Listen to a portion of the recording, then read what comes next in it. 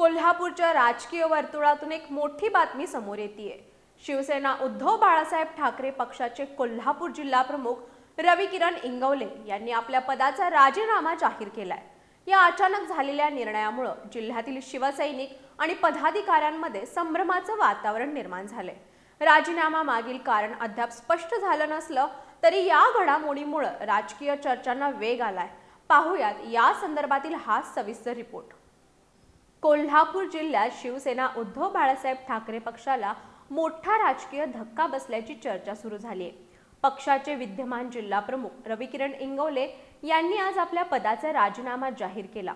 इंगवले यांच्या राजीनाम्याची बातमी समोर येताच जिल्ह्याभरातील शिवसैनिक आणि पदाधिकाऱ्यांमध्ये संभ्रमाचे वातावरण निर्माण झाले। गेल्या काही वर्षांपासून पक्ष संघटना मजबूत करण्यासाठी सक्रिय असलेल्या इंगवले यांच्या निर्णयामुळे कार्यकर्त्यांमध्ये विविध चर्चांना उधाण आले। राजीनामा मागील नेमकं कारण अद्याप अधिकृतपणे स्पष्ट झालेलं नसलं तरी राजकीय वर्तुळात अनेक तर्कवितर्क लावले जात आहेत। आगामी स्थानिक स्वराज्य संस्था निवडणुकांच्या पार्श्वभूमीवर झालेल्या या घडामोडीकडे विशेष महत्त्वाने पाहिलं जाते। दरम्यान जिल्ह्याच्या नेतृत्वाची जबाबदारी आता कोणाकडे दिली जाणार याकडे सर्वांचं लक्ष लागलंय। पक्षश्रेष्ठी पुढील निर्णय काय घेतात आणि या राजीनाम्याचा संघटनेवर नेमका काय परिणाम होतो हे पाहणं महत्त्वाचं ठरणार आहे।